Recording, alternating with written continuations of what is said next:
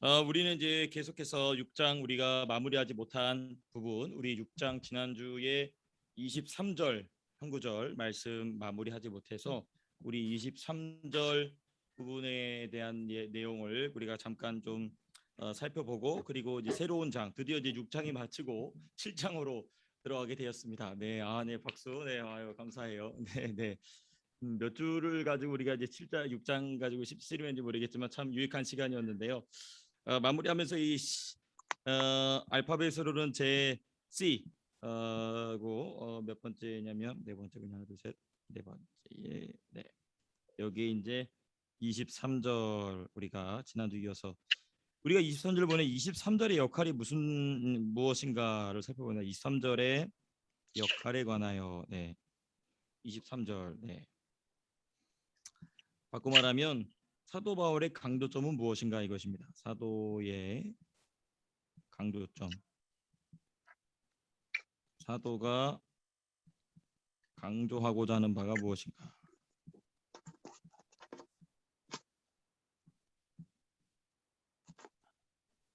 바에 관하여 네. 사도 바울이 지금 강조하고 싶은 바가 무엇인가? 그러려면 우리가 이제 잠깐 앞에 내용을 살펴봐야 되겠죠? 이 앞에 내용은 크게 두 가지 내용이 있었습니다. 먼저 죄의 종이냐, 그렇죠? 또는 죄의 종이냐, 의의 종이냐. 그에 관하여서 우리가 쭉 이제 말씀을 살펴봤죠. 죄의 종, 또 의의 종, 하나님의 종인 의의 종이란 무엇인가? 이 핵심은 이겁니다. 이제 우리가 예수를 믿은 다음 이후의 삶에 대한 내용이죠. 예수를 믿은 이후의 삶에 대한 내용입니다. 예수를 믿느냐 안 믿느냐에 대한 얘기가 아니고 예수를 믿은 다음에 어떻게 살아야 되느냐, 어떤 모습으로 사는 것이 옳으냐, 이제 그게 이제 핵심적인 내용이다. 그러므로 이제 23절 역시도 그 맥락 안에서 이해를 해야 된다는 것이죠. 그래서 우리가 23절을 보시게 되면 아주 유명한 말씀입니다. 우리 23절 말씀 한번 같이 한번 읽어보실까요? 6장 23절 같이 한번 읽어보겠습니다. 시작. 죄의 삭은 사망이요 하나님의 은사는 그리스도 예수 우리 주 안에 있는 영생이니라. 네, 죄의 삭은 이건 우리가 이제 이 복음 전도에도 아주 굉장히 많이 사용하는 표현이기도 하고, 네, 그런 이 구절인데요. 그러므로 이 23절의 역할에 대해서는 일반적으로 먼저 첫 번째 불신자와 불신자와 신자를 가르는 또는 구분하는 구절이다. 그렇게 볼 수도 있어요. 맞는 말입니다. 죄의 삭은 사망이요. 그렇죠? 예수 그리스도를 믿지 않는 그 죄의 삭은 사망이고 하나님의 은사, 하나님의 선물은 그리스도 예수 우리 주 안에 있는 영생. 그렇죠? 예수님을 믿음으로 얻는 영생이다. 맞습니다. 틀린 말씀 아닙니다. 올바른 사용입니다만은 우리가 보다도 깊이 있게 맥락 안에서 사도 바울이 6장을 마무리하고 7장을 시작하면서 말하고 있는 맥락 안에서 본다면 신자의 또는 성도라고 할 수 있겠죠. 네, 신자의 신앙 여정, 네, 신앙 여정에 관한 구절이다. 예, 그러니까 이게 무슨 말이냐면 좀 더 풀어서 말씀드리면 이겁니다. 22절은 성도가 거룩을 이루어가는 과정에 대한 말씀입니다. 그렇죠? 22절 보시게 되면 그러나 이제는 너희가 죄로부터 해방되고 하나님께 종이 되어 거룩함에 이르는 열매라고 그래 있어요. 그렇죠? 거룩한 열매가 아니고 거룩함에 이르는 열매는, 그러면 거룩함에 이르는 열매라는 것은 열매라고 표현됐으나 그 열매는 평생, 예수 믿는 평생 맺어야 되는 과정을 의미하는 것이죠. 그러니까 우리가 이제 좀 정돈해서 말씀드린다면, 기록해 본다면 22절은 성도가 거룩을 이루어가는 과정에 대한 말씀입니다. 그렇죠? 그리고 나서 23절이 얘기하고 있기 때문에 23절만 딱 떼놓고 이거는 예수 믿는 사람과 예수 믿지 않는 사람을 위한 말씀이다 라고 우리가 사용할 수는 있으나 6장의 맥락상 그것은 강조점이 조금 빗나가 있는 주장입니다. 그죠? 예, 따라서 따라서 23절 역시 성도의 신앙 여정에서 발생하는 일들에 대한 결과를 얘기해 주는 겁니다.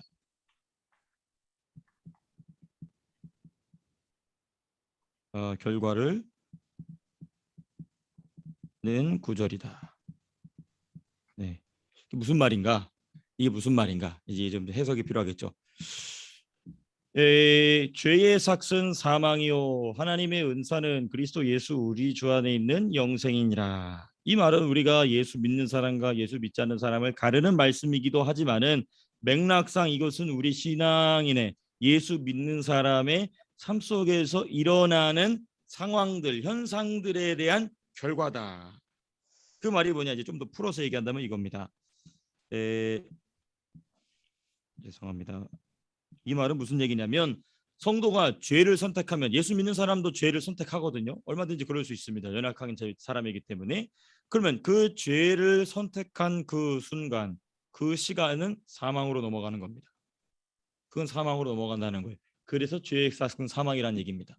성도가 죄를 지었는데도 그 죄가 사망으로 넘어가지 않고 그것이 우리에게 영생을 한다. 그 말이 안 되는 얘기죠. 그 얘기를 지금 하고 있는 겁니다. 23절은. 그래서 좀 정돈해서 말씀드린다면, 아이고 이게 또 왜? 네, 성도가, 불신자 아닙니다. 성도가 죄를 선택하면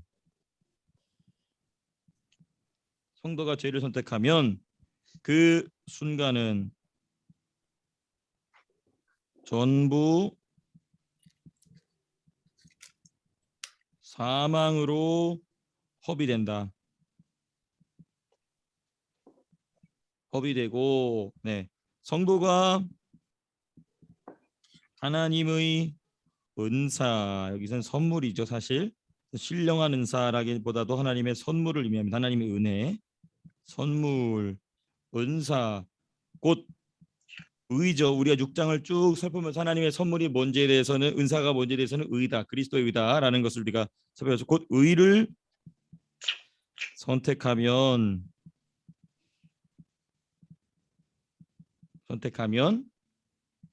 그 순간은 전부 전부란 말이네. 전부 영생으로 옮겨진다.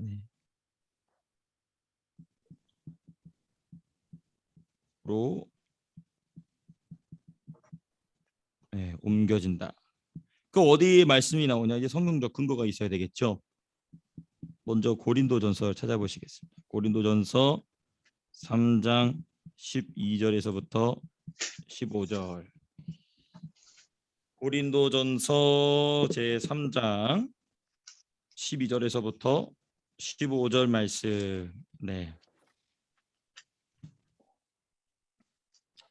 고린도전서 제3장 12절에서부터 15절까지 우리 같이 한번 읽어보겠습니다. 시작. 만일 누구든지 금이나 은이나 보석이나 나무나 풀이나 지푸로 이 터 위에 세우면 각 사람의 공적이 나타날 터인데 그 날이 공적을 밝히리니 이는 불로 나타내고 그 불이 각 사람의 공적이 어떠한 것을 시험할 것임이라.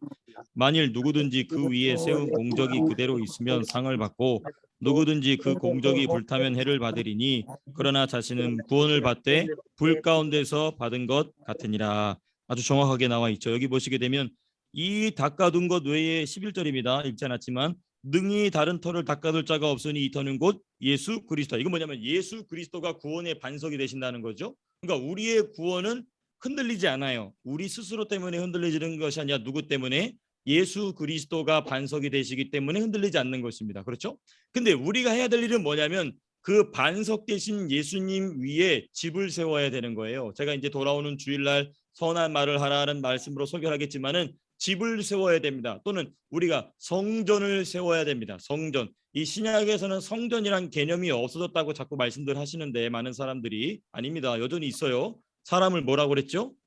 하나님의 성령이 거하시는 성전이다. 그러니까 이제 자꾸 이제 자기가 주장하고 싶은 바를 이야기하다 보니까 성전이라는 말을 자꾸 쓰면 안 된다고 이렇게 오해하시는 분들이 계신데 아닙니다. 우리 몸 자체가 성전이죠. 그런데 그 성전이 그냥 하루아침에 번쩍이면 생기는 것이 아니라 지금 사도 바울이 얘기한 대로 누구도 흔들 수 없는 그 예수 그리스도의 터 위에 금으로 짓는 사람 있고 은으로 짓는 사람 있고 보석으로 짓는 사람 있고 나무나 풀이나 지푸라기로 집을 세우는 사람이 있다라는 것이죠. 그 여기 이제 이 말씀이 곧 지금 이 로마서 6장 23절 맨 마지막 구절의 말씀처럼 죄나 또는 이 자아의 완고함으로 살아가는 사람은 그 순간은 전부 뭐와 같냐면 나무나 풀이나 지푸라기로 예수 그리스도 위에 집을 짓는 것 같아서 나중에 13절 보시면 각 사람의 공적이 나타날 터인데 그 날이 공적을 밝히리니 이는 불로 나타낸다. 불로 그 사람의 인생을 싹 태워보는 거예요. 그래서 그 사람의 인생이 싹 타서 날아가 버린다. 그럼 그 사람은 평생 예수 헛믿은 거죠. 예수는 믿었기 때문에 그 반석은 흔들리지 않아서 구원을 받지만 맨 마지막 그렇게 돼 있죠. 구원을 받되 불 가운데서 벌거벗은 상태로 구원받는다는 겁니다. 그러니까 우리가 예수 믿는다는 것은 지식으로 하는 게 아닙니다. 내가 하나님의 말씀을 얼마나 이해했느냐로 되는 것이 아니라 내가 그 말씀대로 얼마나 의를 선택했느냐, 내가 얼마나 생명을 선택했느냐가 좌와 우를 좌지우지한다는 것입니다. 너무너무나 중요한 말씀입니다. 그리고 또 한번 말씀 찾아볼까요? 누가 말씀하려고 하셨나요? 아니죠. 네, 갑자기 제가 이 환청이 드는 것 같습니다. 누가 갑자기 말씀하신 건 알았는데 또 다른 말씀 보시게 되면 계시록입니다. 요한계시록 계시록 3장 계시록 3장 17절에서부터 19절. 네. 요한계시록 제 3장 몇 절이냐면 17절에서부터 19절입니다. 라오디게아 교회에게 주님이 하신 말씀이죠. 같이 한번 읽어보겠습니다. 17절부터 19절까지 시작. 내가 말하기를 나는 부자라 부유하여 부족한 것이 없다 하나 내 공고한 것과 가련한 것과 가난한 것과 눈먼 것과 벌거벗은 것을 알지 못하는도다. 내가 너를 권하노니 내게서 불로 연단한 금을 사서 부유하게 하고 흰옷을 사서 입어 벌거벗은 수치를 보이지 않게 하고 안약을 사서 눈에 발라 보게 하라. 무릇 내가 사랑하는 자를 책망하여 징계하노니 그러므로 내가 열심을 내라 회개하라. 네. 어떤 열심이냐? 어떤 열심이냐? 잘 믿기 위한 열심이죠. 어떤 열심이냐? 내가 얼마나 내 영인이 성장하고 내 이성과 몸이 성화되느냐? 거기에 열심을 내라는 것입니다. 근데 라오디게아 교회는 착각을 한 거예요. 나는 말하기를 부자라 부유하여 부족한 것이 없다. 나는 성경 지식에 부자입니다. 성경 지식에 부유합니다. 성경 지식에 난 부족한 게 없다. 근데 왜 나한테는 성령이 일하시지 않는지 모르겠다라고 말하던 게 지금 라오디게아 교회 사람들의 모습이다. 그래서 주님 말씀하시죠.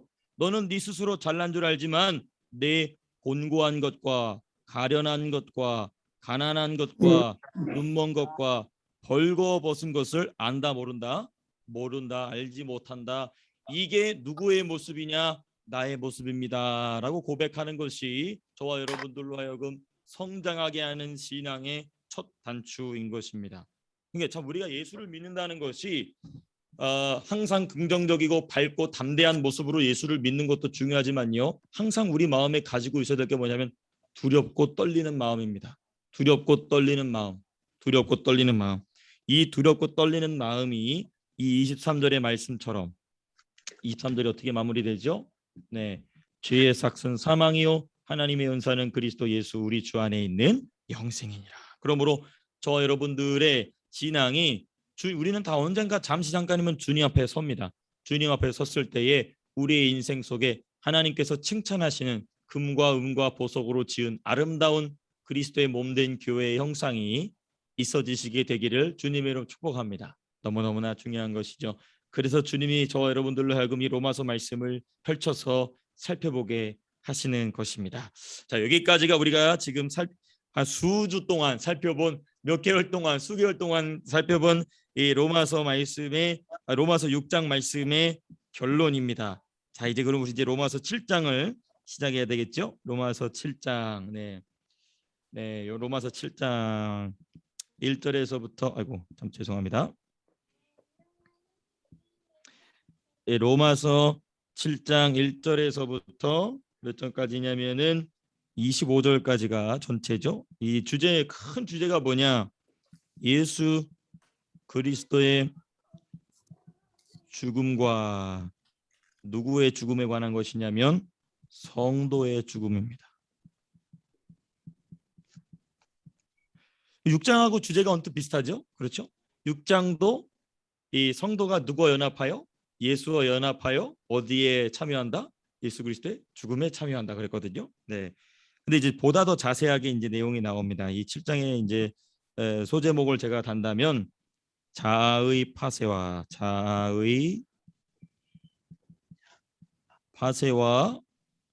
그 필요성. 왜 우리의 자아는 부서져야 되는가? 파쇄되어야 되는가? 갈갈이 부서져야 되는가에 대한 이유가 이제 이 7장을 통하여서 우리가 좀 말씀을 묵상하게 될 것입니다. 자, 그럼 이제 먼저 로마서 7장의 전반 부분이라고 할 수 있는 1절에서부터 6절까지, 아마 우리가 6절까지 다 살펴보기는 어렵고요. 아마 3절 정도, 3절까지는 우리가 살펴볼 수 있지 않을까 좀 생각이 됩니다. 로마서 7장. 로마서 7장 1절에서부터 6절에서의 핵심은 4절에 있습니다. 4절 말씀 제가 우리 같이 한번 4절 읽어볼까요? 7장 4절 말씀. 7장 4절 말씀 같이 한번 읽어보겠습니다. 시작. 그러므로 내 형제들아 너희도 그리스도의 몸으로 말미암아 율법에 대하여 죽임을 당하였으니 이는 다르니 곧 죽은 자 가운데서 살아나신 이에게 가서 우리가 하나님을 위하여 열매를 맺게 하려 함이라. 제가 좀 기록하면서 좀 다시 한번 짚어드리면요. 그러므로 내 형제들아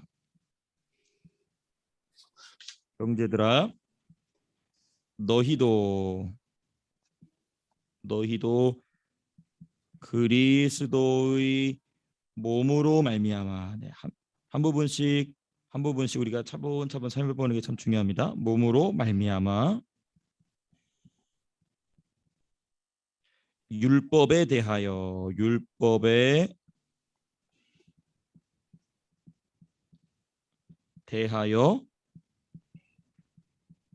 죽임을 당하였으니.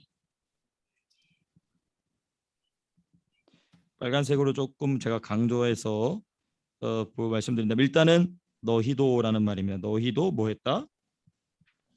죽임을 당했다. 이게 첫 부분입니다. 너희도 죽임을 당했다. 너희만이 아니고 너희도라는 말이 중요합니다. 그 다음 두 번째는 그리스도의 몸으로 말미암아. 이게 두 번째 부분입니다. 우리가 어떻게 봐야 되냐면 이렇게 하여튼 뭐 이렇게 하고요. 그 다음 세 번째 무엇에 대하여? 율법에 대하여. 그러니까 우리가 맨 처음으로 봐야 이 세 가지 내용이 나오는데 이것을 제가 이제 좀 기록해서 말씀드린다면 기록하지 않고 그냥 제가 그냥 글로만 말씀드리면 너희도 죽음을 당하였으니 누구로 말미암아? 예수 그리스도로 말미암아 죽임을 당했다. 무엇에 대하여? 율법에 대하여. 요 세 부분이 우리가 이 6장 전반부를 이해하는 아주 중요한 구분점입니다.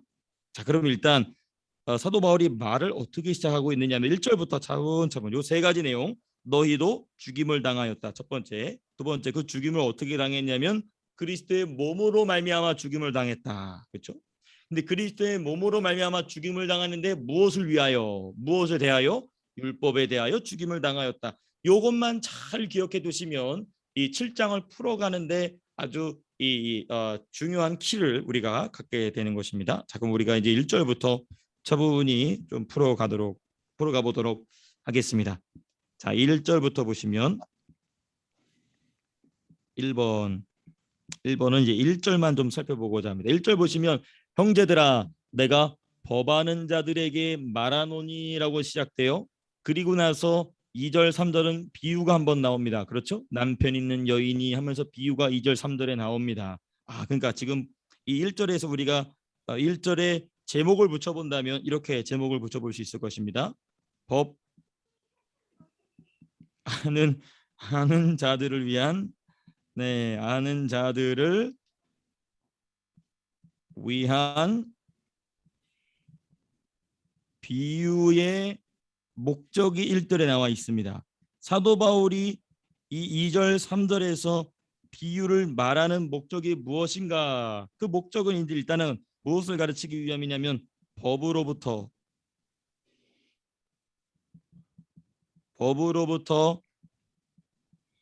자유롭게 되는 원리를 가르치는 겁니다. 이게 뭐 갑자기 무슨 소리인가? 이제 차분히 한번 이제 풀면서 같이 살펴보겠습니다. 법하는 자들을 위한 비유의 목적이 무엇이냐? 법으로부터 자유하는 원리가 무엇인지를 가르친다는 것인데, 그럼 우리 누구에 대해서 알아봐야 되냐면 법하는 자들이 누구냐? 네. 여기 법으로부터 자유롭게 되는 원리. 네. 죄송합니다. 제가 너무 빠른가요? 좀 천천히 할까요? 네네네. 네네. 네네. 얼마든지 편하게 말씀해 주세요. 괜찮습니다. 네, 괜찮습니다. 네네.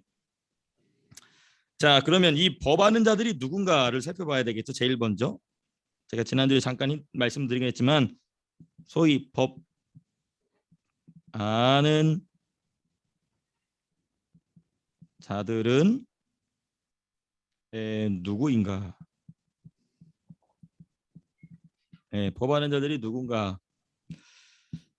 7장의 맥락에서 이 법은 세상의 법, 일반법이 아닌 특별법 또는 신앙법인 율법을 의미합니다. 일단 7장의 맥락에서 이 법은 일반법 또는 세상법이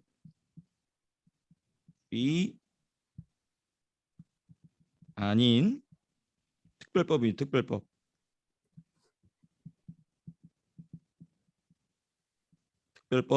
또는 신앙법 법인 율법을 의미한다.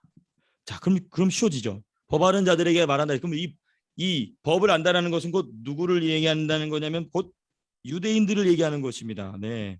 따라서 법 아는 자들은 누구냐? 율법을 아는 자들입니다. 그렇죠? 율법을 아는 자들. 율법을 이거 누구냐면 이제 곧 유대인입니다. 그렇죠? 곧 유대인. 한 가지 좀 빼먹었네. 혈통적 유대인이겠죠. 혈통적 유대인. 왜냐하면 우리가 지난 4장, 3장, 4장 보면서 이 혈통적 유대인에 관한 얘기를 좀 나눴었죠. 혈통적. 혈통적, 육신적 유대인을 의미하는 것이죠. 법하는 자들이 하실 때. 자, 근데 이 법하는 자들에 관하여서 이야기하면서 사도 바울이 왜 무엇을 이야기하고자 하느냐? 뭐 제가 방금 말씀드렸지만은 법으로부터 자유롭게 되는 원리에 대해서 얘기하는데 보다도 좀 더 깊이 있게 법하는 자들에게 이 사도 바울이 율법을 가지고 이 무엇인가를 이야기하는 이유는 무엇인가? 그 이유는 무엇인가?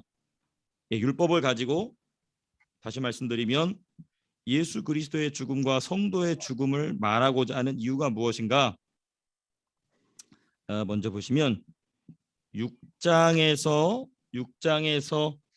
언급한 예수 그리스도와 누구의 죽음이냐면 성도의 죽음을 무엇을 중심으로? 율법을 중심으로.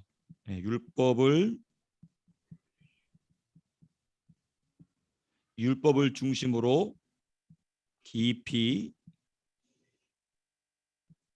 논증하려 하는 것이 논증함. 그러니까 6장과 같은 내용이지만 6장보다 더 깊이 있게 들어갑니다. 6장보다 더 깊이 있게 들어갑니다. 자, 그럼 이제 법하는 자들이 누군지를 살펴봤다면 보다 더 구체적으로 비유의 목적,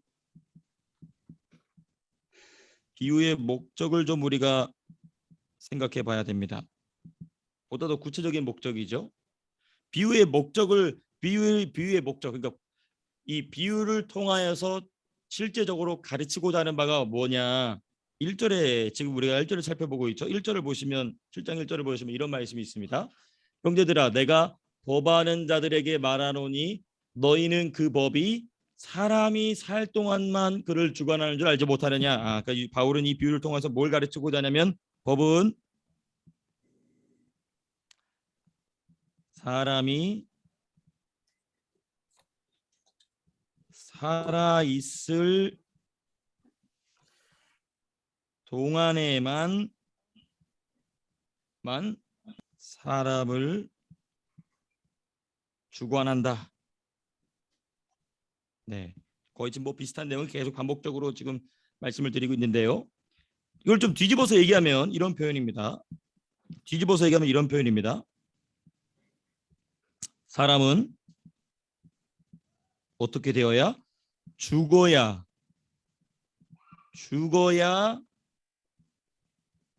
법으로부터 뭐라고? 자유할 수 있다.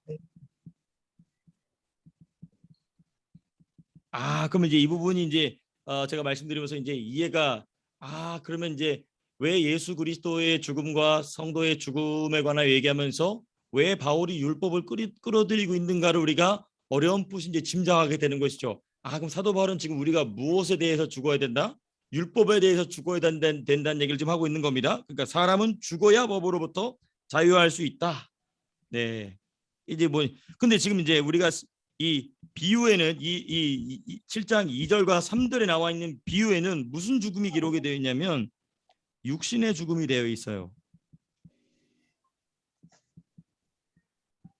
네, 육신의 죽음으로 되어 있는데 이제 이거는 제가 내용을 파악하기 위해서 그냥 기록한 것뿐이고요. 근데 왜 육신의 죽음에 대하여 이야기하는가? 비유에서 육신의 목숨이 죽어야 자유롭게 된다는 것은 뭐와 같냐면 역설적 표현입니다.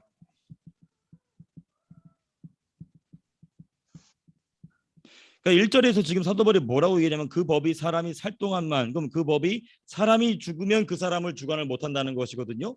그러니까 사람이 참되게 자유를 얻으려면 그 목숨이 죽어야 자유를 얻는다는 것입니다. 그 얘기는 뭐예요? 자유를 얻을 수 있다 없다? 자유를 얻을 수 없다는 거예요. 왜? 목숨을 잃으면 자유를 누려야 될 사람이 존재합니까? 안 합니까? 안 하죠. 지금 그 얘기를 지금 이해하고 있는 것입니다. 사람의 목숨이 죽어야만 이 법으로부터 자유를 얻게 되는데 마찬가지입니다. 우리가 율법으로부터 어떻게 자유롭게 되느냐? 죽어야 율법으로부터 자유롭게 됩니다. 근데 죽으면 자유를 누릴 내가 존재합니까? 존재하지 않죠. 그러므로 내 목숨이 죽는 것 가지고는 율법으로부터 자유를 얻을 수 있다 없다? 없다. 그러므로 누구의 죽음이 중요하다는 얘기를 지금 하고 싶은 거예요? 예수님의 죽음이 중요하다는 것입니다. 그 얘기를 지금 이제 하기 위해서 사도 바울이 지금 이 비유를 들고 있는 것이죠. 네, 역설적 표현입니다. 네. 정돈을 제가 짤막하게 하면은 육신의 목숨이 것으로는 자유를 얻을 수 없다.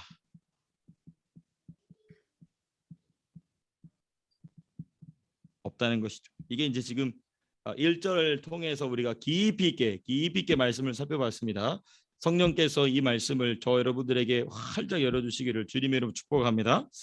네, 네, 아멘 해주셔서 감사합니다. 네. 그다음 이제 두 번째 부분, 이제 실질적으로 이제 비유를 좀 살펴보겠습니다. 사도 바울이 만들어서 지금 사용하고 있는 비유 2절과 3절. 법 아는 자들을 위한 비유의 내용 좀 살펴봐야 되겠죠. 첫 번째는 우리가 뭘 봤냐면 비유의 목적이 무엇인가, 그렇죠? 그럼 이제 비유의 내용을 살펴봐야 되겠죠. 2절과 3절이 실제적으로 내용을 담고 있으니까 그 내용을 보니까 그 비유에 사용된 이 주체들은 두 존재가 나옵니다. 남편과 아내의 관계를 묻고 있는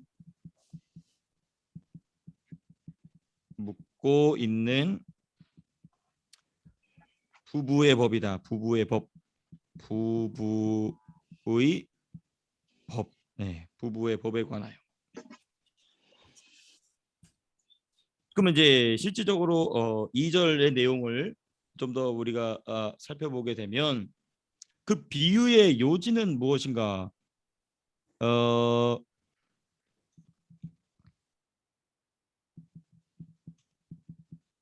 비유의 요지를 좀 우리가 간략하게 요약해서 표현한다면 이것입니다. 네, 아이고 이렇게 하면 되고, 네, 뭐냐면 남편이 죽으면 여인은 아내죠. 여인은 자유롭게 된다. 여러분 이건 이제 비유입니다. 네, 사도 바울이 이 비유로 얘기한 겁니다. 원수 같은 남편이 죽어야 내가 자유롭게 된다. 그런 얘기가 아니고 그 비유입니다. 비유. 네, 이 남편이 죽으면 여인 아내가 자유롭게 된다. 이제 핵심적인 표현이 이제 2절에 나와 있어요. 네, 2절. 2절 보시면 이런 표현이 있죠.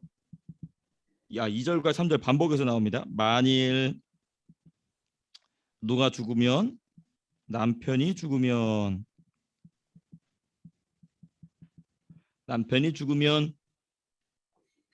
남편의 법에서 벗어나니라. 남편의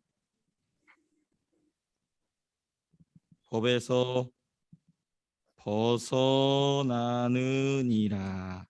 그죠? 그다음 또 3절에도 똑같은 말이 또 나옵니다. 3절. 그러나 만일 누가 죽으면 남편이 죽으면 오늘 남편들이 많이 죽습니다. 남편이 죽으면 그 법에서 자유롭게 되나니 그 법에서 자유롭게 되나니. 네. 사도 바울이 의도적으로 지금 이 같은 말을 반복하고 있습니다. 남편이 죽으면 남편의 법에서 뭐한다? 벗어난다. 또 3절. 그러나 만일 또 남편이 죽으면 그 법에서 어떻게 된다? 자유롭게 되나니라고 얘기하고 있어요.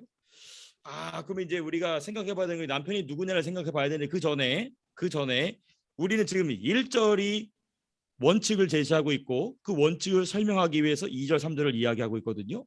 그럼 우리가 이 비유와 그러니까 2절, 3절에 기록된 비유와 1절의 원칙과의 관계를 살펴봐야 돼요. 네. 그래서 일단 요거를 2라고 해놓고 1절과의 관계. 굉장히 덥네요, 제가. 죄송합니다. 1절과의 관계를 좀 우리가 살펴보고자 합니다. 네. 1절에 언급된 비유의 목적이 이거 뭐 그런 말까지 쓰지 말고 1절에 언급된 비유의 목적이 연속되는 부분이 있어요. 연속된 부분이 있고 또 확장된 부분이 있다. 네. 확장된 부분이 있다. 네. 그럼 이제 먼저 연속된 부분은 무엇인가? 네.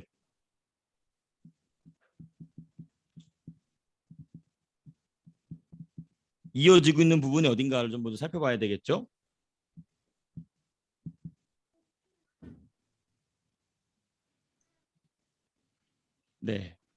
이 연속된 부분 뭐냐면 사람의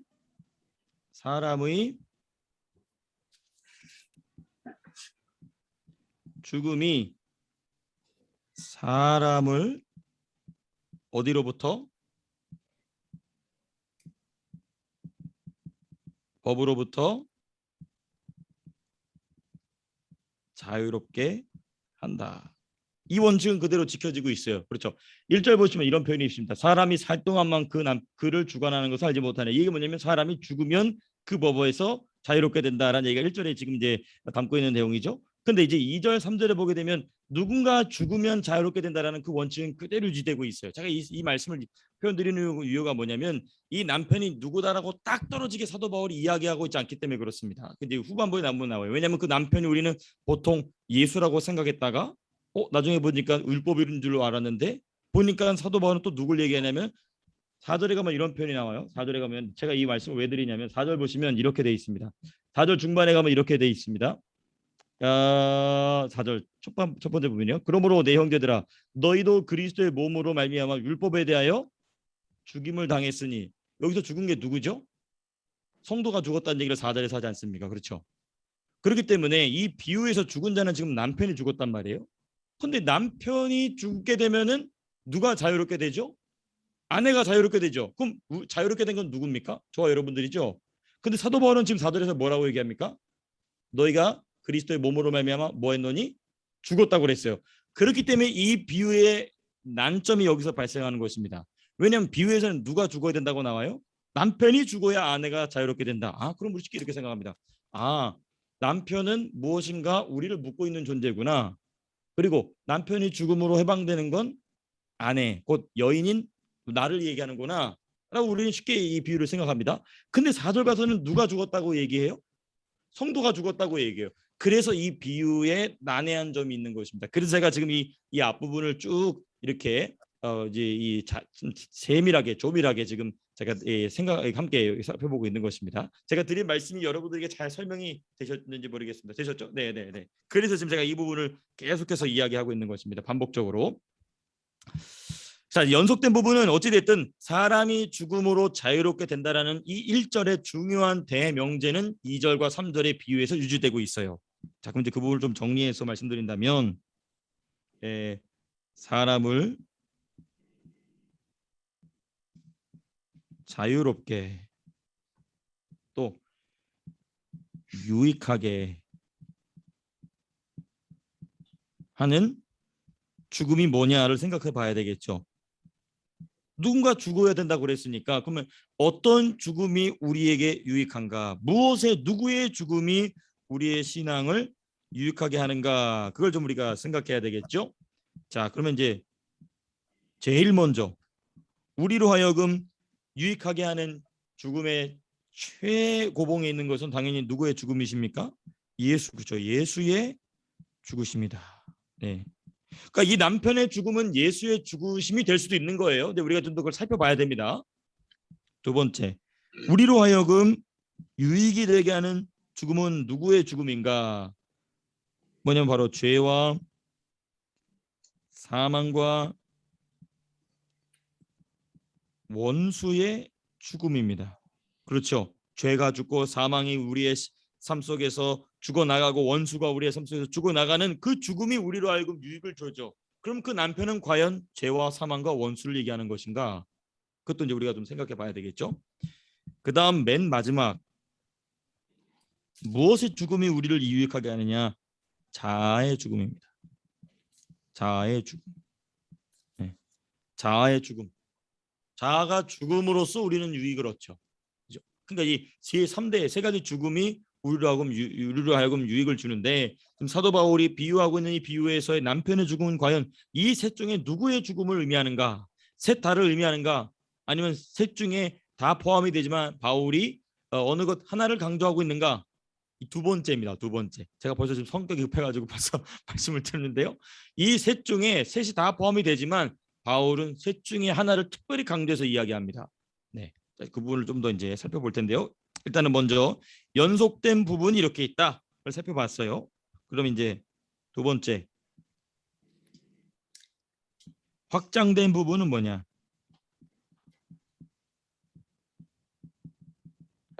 확장되었다 하면 1절에서 말한 대명제, 사람은 죽어야 법으로부터 자유롭게 된다라는 이 중요한 명제로부터 확장된 것은 무엇이냐면 1절에서는 개인이었어요. 그 사람이 죽어야 법으로부터 자유된다. 개인이었습니다.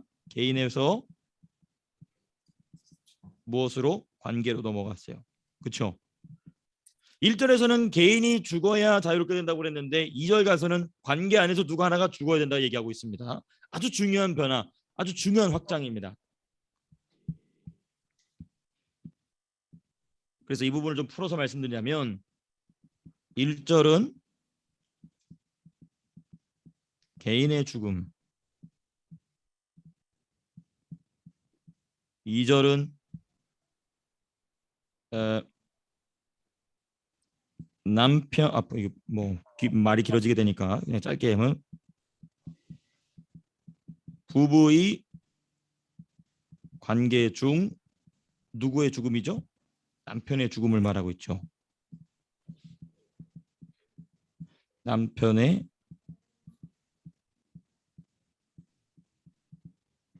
네. 여기가 핵심입니다. 남편의 죽음. 자, 그럼 우리는 이제 점점 우리로 하여금 머릿속에서 고민을 일으키는 존재가 누구냐면 이 비유 안에 있는 남편이 우리로 하여금 고민하게 합니다. 우리의 인생에서도 제가 제 아내에게 고민거리가 되는지 그런 것 같습니다만은 네, 지금 저를 때려보고 있는데요. 네. 이 남편은 도대체 어떤 존재인가를 우리로 하여금 궁금하게 합니다. 2절과 3절에 있는 남편은 도대체 누구냐? 자, 그럼 이제 알파벳 C가 되겠죠. 네. 남편의 죽음의 의미가 무엇인가를 우리가 좀 살펴봐야 되겠습니다. 네. 그럼 왜냐면 남편이 누구인지, 남편의 죽음의 의미가 무엇인지를 알아야 누구에 대한 정의가 되냐면 여인,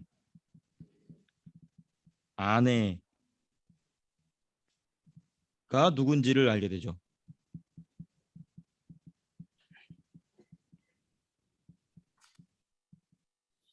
알게 되고 그다음 또 알게 됨입니다.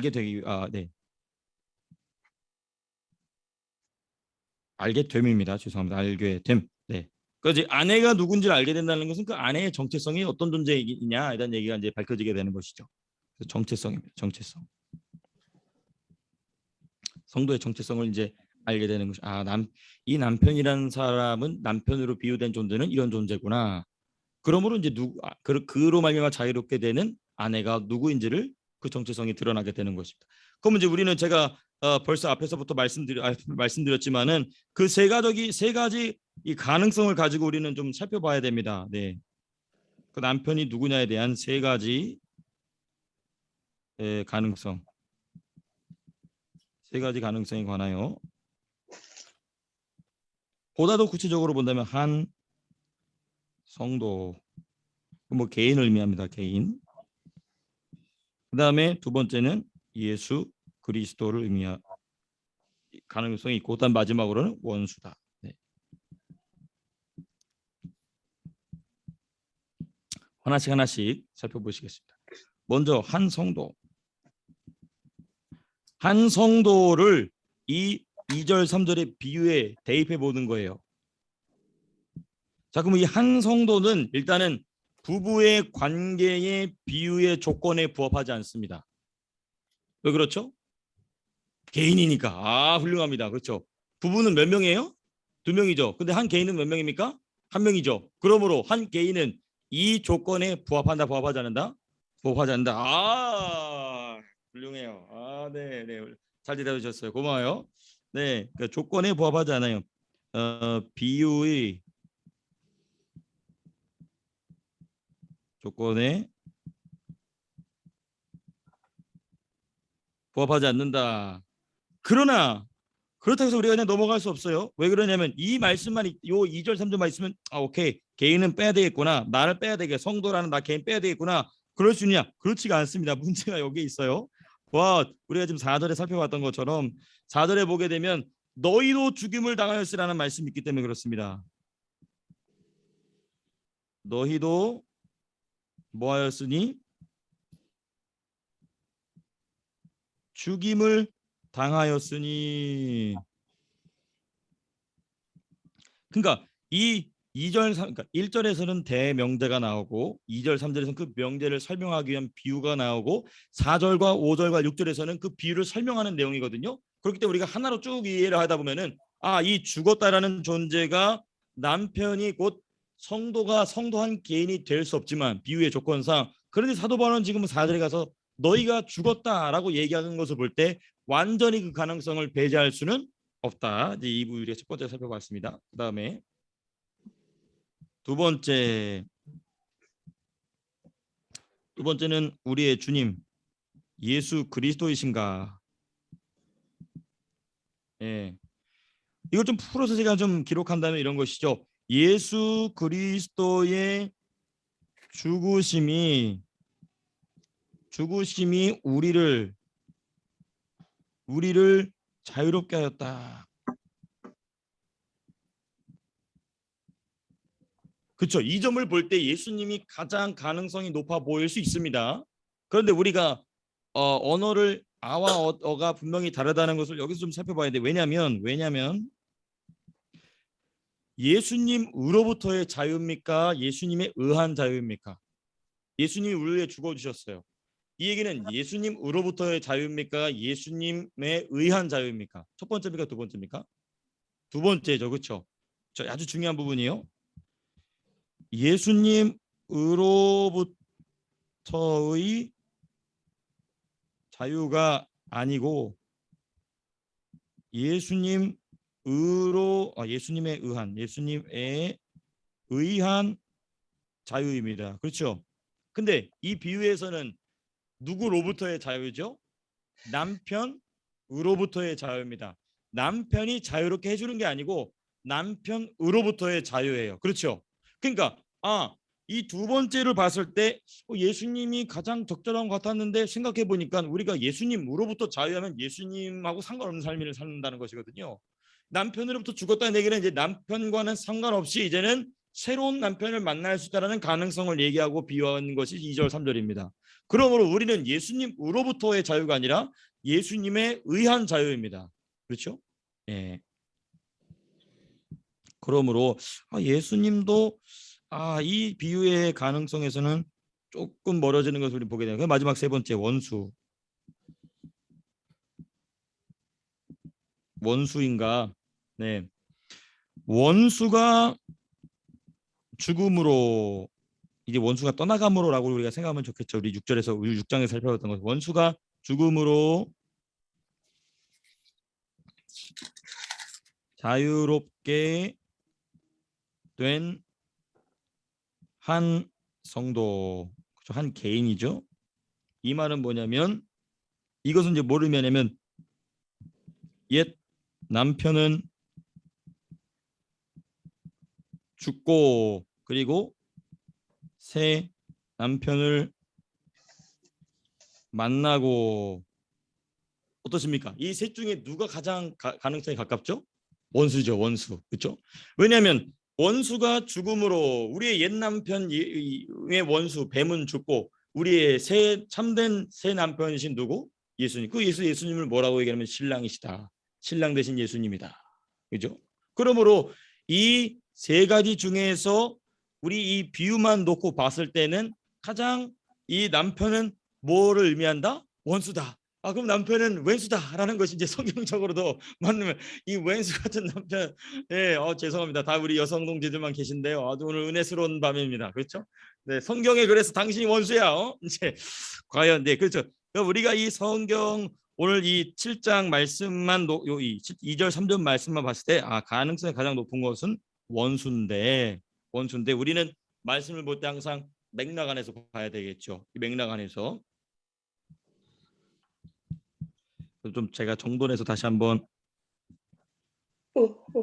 말씀을 드린다면 우리 송 집사님 뭐라고 한 말씀 하셨나요? 아니요.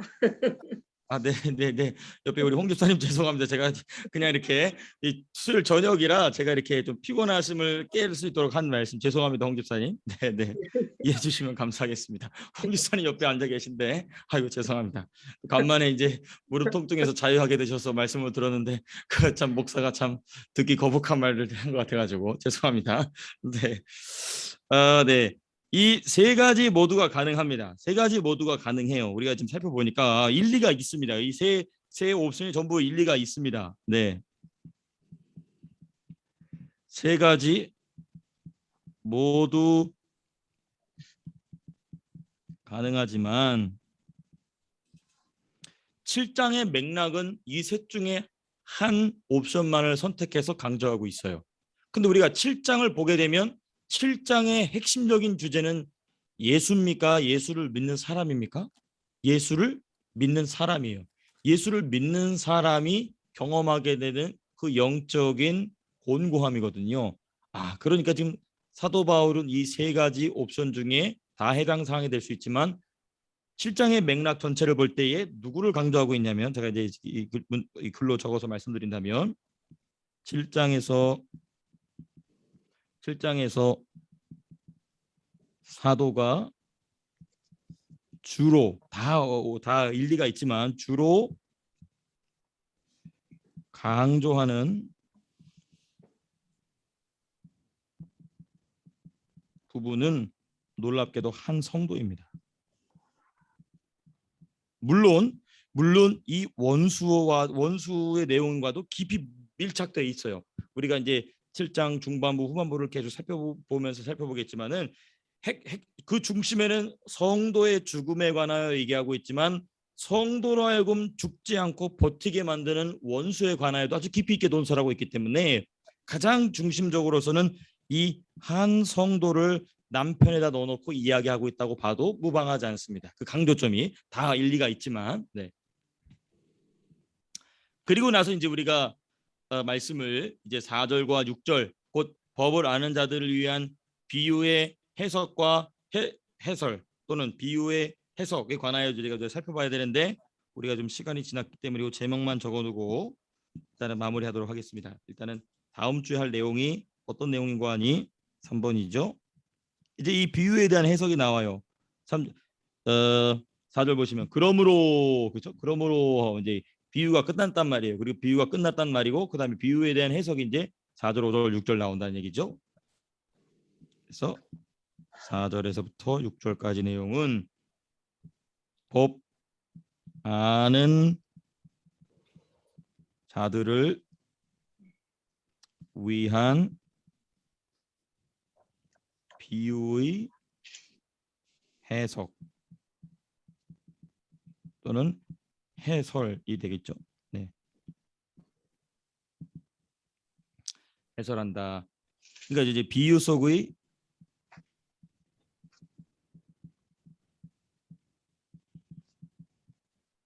남편 아내에 관하여 이야기를 우리가 이제 다음 주 4절에서부터 6절까지 쭉 살펴보고자 합니다.